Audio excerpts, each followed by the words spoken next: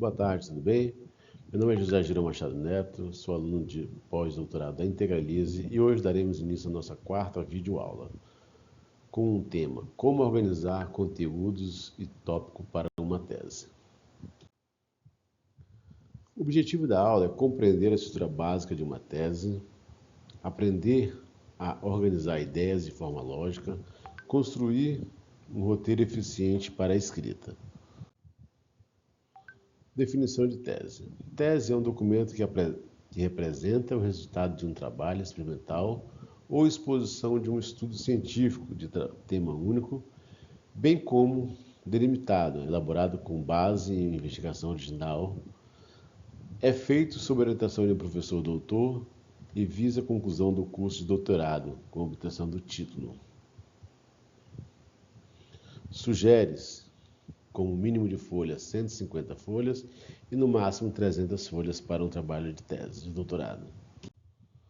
A estrutura da tese: introdução, apresentação do tema de tese, desenvolvimento, argumentos, fundamentação e análise, e conclusão, síntese e fechamento.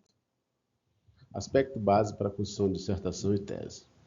A estrutura de um trabalho científico é feita mediante as regras estabelecidas pela ABNT, sendo que essas são compostas de elementos pré-textuais, textuais e pós-textuais, que podem ser encontrados a seguir. Estrutura física. A estrutura física de uma tese é composta de capa, folha de rosto, ficha catalográfica, ficha de aprovação, dedicatória, agradecimento, epígrafe, resumo, abstrato e resumo, lista de ilustrações, lista de tabelas, lista de quadros opcional, lista de abreviaturas e siglas e o sumário. Capa e lombada. A capa é a proteção externa do trabalho, sobre o qual se imprime as informações, sendo dispensável a sua identificação. Ela é composta por nome da instituição, nome do autor, título, subtítulo, local da instituição onde será apresentado e o ano de depósito. A lombada deve ser composta também pelo nome do autor, o título, subtítulo, o grau pretendido, editor e o ano de depósito. Folha de rosto. A folha de rosto contém elementos essenciais da identificação do trabalho. Elas são obrigatórias e devem ser apresentadas na seguinte ordem: nome do autor, título, subtítulo, título do trabalho, objetivo, nome do programa, nome da instituição, nome do orientador, local da instituição que deve ser apresentada e o ano de depósito. A ficha catalográfica. A ficha catalográfica é a descrição física e temática de uma publicação, de acordo com as normas internacionais, tendo como objetivo facilitar a identificação da obra e sua indexação em banco de dados. No Brasil, a Lei Federal 10.753 obriga a existência de ficha catalográfica em todas as suas publicações. Se o estudante sentir dificuldade para montar esse bloco de informações, ele pode inspirar em modelos prontos ou contar com a ajuda de um bibliotecário. Deve ser inserida no verso da folha, na parte inferior da página centralizada. Pode ser elaborada por um bibliotecário, através de informações fornecidas pelo autor do trabalho. A busca no arquivo pode ser feita pelo autor, pelo título, série e assunto. A descrição bibliográfica também faz parte da ficha. O título do trabalho. Coloca o título, bem como o subtítulo. Tipo de trabalho, dissertação ou tese. No caso, nosso é tese. Nome do orientador. Nome completo do professor responsável pela orientação. O ano que o trabalho foi defendido. Número de folhas. E o assunto, palavra-chave relacionada ao conteúdo da dissertação ou tese. Folha de aprovação. A folha que contém os elementos essenciais da aprovação do trabalho. A folha de aprovação é constituída por nome do autor, título e subtítulo, tipo do trabalho, nome da instituição, aqui é submetido do trabalho, grau pretendido, data da aprovação, o nome, titulação da assinatura do componente da banca examinadora e as instituições que pertencem. Dedicatória, agradecimento e epígrafe. São elementos opcionais. A dedicatória deve ser inserida após a folha de aprovação em um texto onde o autor presta homenagem ou dedica o seu trabalho a alguém do seu interesse. Agradecimentos. Deve ser inserido após a dedicatória. Texto em que o autor faz agradecimentos dirigidos àqueles que contribuíram de maneira relevante à elaboração do trabalho. O título deve estar centralizado e negritado no texto. Os agradecimentos devem ser registrados somente em uma página.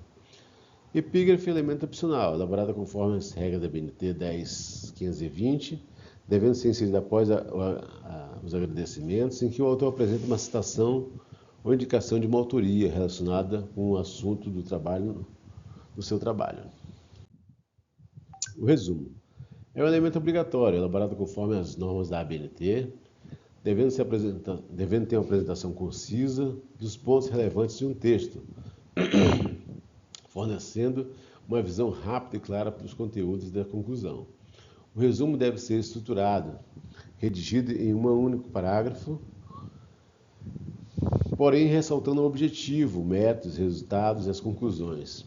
Deve ser precedido de referência do documento, ser composto de uma sequência de frases concisas, afirmativas de não enumeração de tópicos. A primeira frase deve ser significativa, explicando o tema principal do documento. A seguir, deve-se indicar a informação sobre a categoria do trabalho, devendo o verbo estar na voz ativa e na terceira pessoa do singular. As palavras-chave devem figurar logo abaixo do resumo, antecedidas de expressão palavra-chave, separada entre si por ponto e finalizada também por ponto. As palavras-chave são aquelas de maior relevância em que representa a dissertação ou tese. O resumo é um título sem indicativo numérico, ou seja, não possui identificação numérica como as outras seções. Portanto, o título deve estar centralizado e negritado no texto. O mesmo procedimento deverá ser feito com o abstract e o resumo. A lista de ilustrações é um elemento opcional. A designação genérica da imagem que ilustra ou elucida um texto, devendo ser elaborada de acordo com a ordem apresentada no texto. Quando necessário, recomenda-se a elaboração de lista própria para cada tipo de ilustração: desenho, esquema, fluxograma, fotografia, gráfico, mapas, organogramas, plantas, quadros, retratos e outros.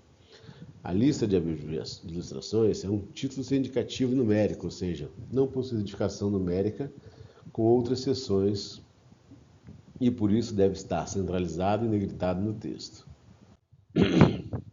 A lista de tabela também é um elemento opcional.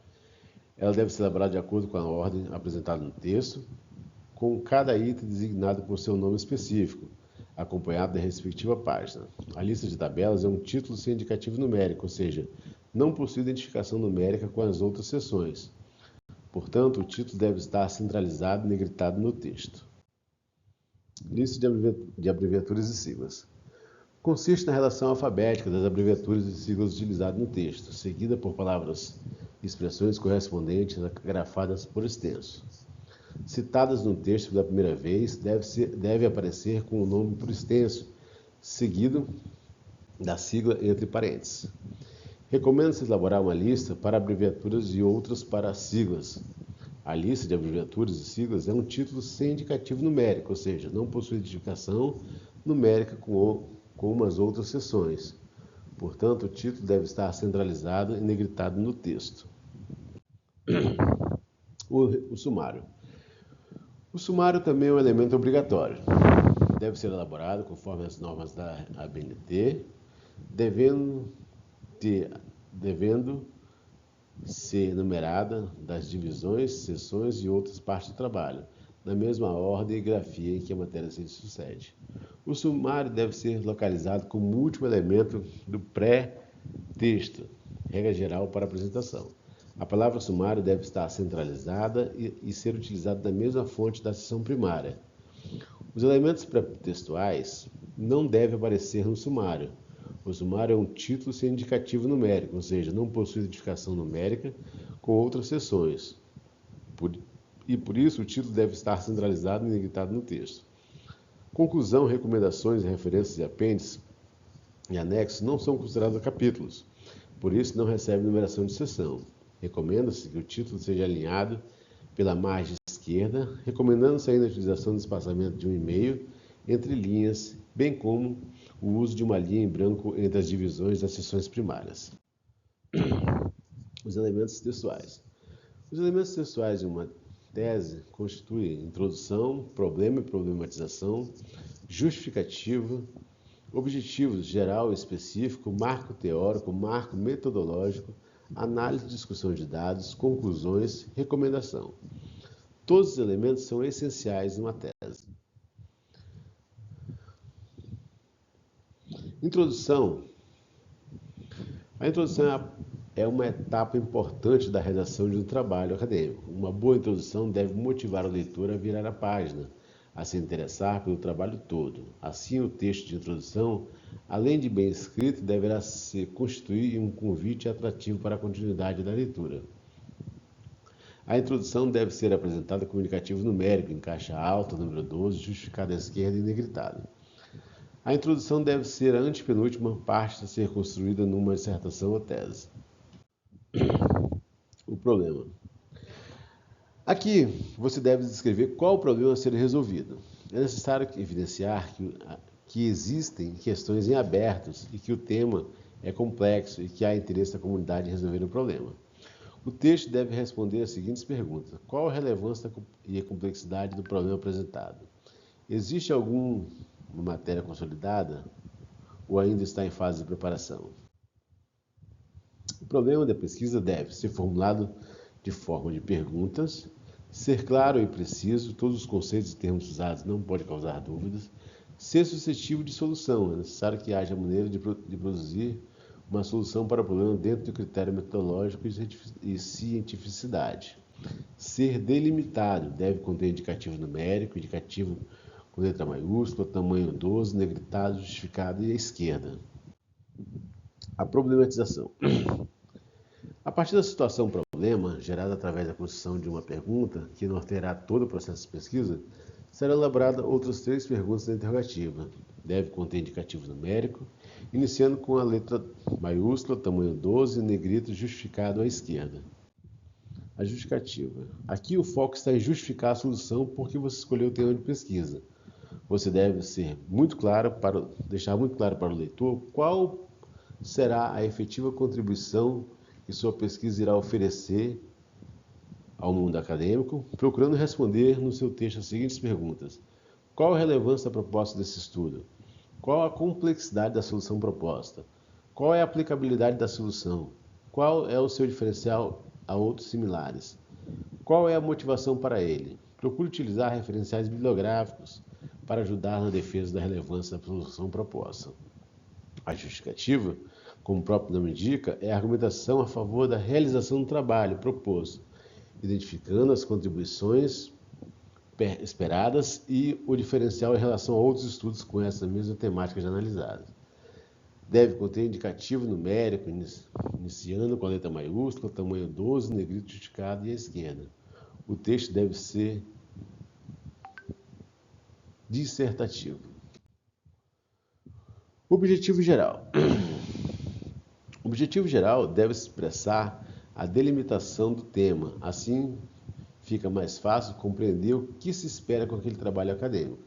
O verbo deve começar no infinitivo. A partir do problema geral se constroem os objetivos específicos que correspondam à problematização já registrada na pesquisa. Eles possuem uma função intermediária e instrumental, possibilitando atingir o objetivo geral e aplicá-lo em situações particulares, devendo o verbo começar no infinitivo e as ações dos verbos devem diversificar. O marco teórico. O marco teórico é constituído por capítulos que atendam ao projeto de pesquisa. Para um trabalho científico é necessário conhecer também o referencial teórico no qual ele se fundamenta. O aluno deve pesquisar os conceitos envolvidos no assunto a ser pesquisado e trabalhado. Conhecer bem a teoria por trás de algum fenômeno ou experimento dará muito mais confiança para quem desenvolve o trabalho. No texto do trabalho, a teoria de conceitos deve ser descrita de maneira que o leitor entenda e sempre referenciando os autores. Assim, caso o leitor queira se aprofundar mais no assunto, ele terá as fontes para buscar tal conhecimento. Será necessário estruturar o projeto para proporcionar a divisão dos capítulos, procurar identificar as principais referências do seu tema, procurar as referências mais atuais do tema, Usar linguagem pessoal, revisar construções feitas para que não haja plágio, devendo todo capítulo ter seu início em uma nova folha, títulos, indicativo numérico, alinhado e centralizado, precedido de algarismos arábicos e nunca romano. Não deve-se utilizar ponto, travessão ou hífen. Todo capítulo tem seu início em uma nova folha. Marcos epistemológico, referencial e conceitual. Marco epistemológico é uma corrente de pensamento filosófico do seu tema. Tem uma ligação direta, ou seja, é inseparável da divisão histórica da ciência. O marco referencial. Discussão feita pelos diversos autores, com foco no tema específico. Busca teoria que descreve o tema. Marco constitucional. Conceito simbologia. As ideias principais que se relacionam entre si, fundamentado em autores. O marco metodológico. Neste item serão apresentados os procedimentos metodológicos utilizados na pesquisa de campo para atender o que se propõe no projeto. Deve conter delineamento da pesquisa, metodologia e método, período de pesquisa, objeto de estudo, estratégia metodológica, população, universo, amostra, amostragem, natureza de pesquisa, pesquisa quanto ao problema, pesquisa quanto aos objetivos, pesquisa quanto a procedimentos técnicos, hipóteses ou variáveis, técnica, plano de tabulação e análise. O marco metodológico é um título comunicativo numérico, ou seja, não possui identificação numérica como as outras seções. Portanto, o título deve ser alinhado à esquerda e negritado. Análise e discussão de dados. Nesse tópico, você irá retomar de forma simplificada as informações usadas para nortear a pesquisa. Cada questionamento proposto no apêndice da pesquisa deve vir seguido de sua resposta, por meio de alguma representação gráfica. Pode ser por gráfico, de barra, pizza, cartesiano, dependendo do estilo de procedimentos adotado na pesquisa. Depois de apresentar os dados de forma sintética, é necessário apresentar uma interpretação de dados, ou seja, cada gráfico e o quadro começa a tomar um tom interpretativo e discursivo. Se faz necessário também trazer os autores de marco teórico e outros na interpretação dos dados escolhidos para dar validade ao assunto. Análise e discussão de dados é um título comunicativo, possui indicação numérica como as outras seções, deve ser alinhado à esquerda em caixa alta e em negrito. A conclusão. A conclusão é o fechamento do que você propôs no projeto de pesquisa e desenvolveu ao longo do conteúdo de pesquisa de campo. Concluir um texto não é repetir tudo que foi dito com outras palavras, em uma frase curta. Uma conclusão, em uma dissertação ou tese, desempenha um papel imperativo. Não compete aqui fazer uso de autores nas citações, nem apresentar índices de percentuais. Conclusão é um título sem indicativo numérico, ou seja, não possui identificação numérica com outras seções. Portanto, o título deve ser justificado à esquerda e em caixa alta. As recomendações. Nas recomendações, são apresentadas as possíveis soluções para os problemas expostos no projeto de pesquisa, buscando possíveis resultados. As mesmas devem ser registradas em tópicos de forma objetiva, concisa e possíveis de serem colocadas na prática. Recomenda-se um título sem indicativo numérico, ou seja, não possui indicação numérica como outras seções. Portanto, o título deve estar justificado à esquerda, título em caixa alta e negrito. Elementos pós-textuais. Disposições de elementos pós-textuais. Referência, apêndice e anexo. Todos os elementos são obrigatórios em uma tese. Referência. Todos os documentos citados no texto devem obrigatoriamente constar na lista de referência. Deve ser precedido de palavra referências, elaborada conforme as regras da ABNT, conjuntos padronizados de elementos descritivos retirados de um documento que permite identificação individual. As referências bibliográficas são colocadas depois da conclusão e apresentam a relação de documentos consultados para a elaboração do trabalho científico. São listas em ordens alfabéticas as obras citadas no corpo do texto com os respectivos anos de referência. As referências devem ser elaboradas em espaço simples, alinhado à margem esquerda do texto, separada entre si por linhas em brancos e espaços simples.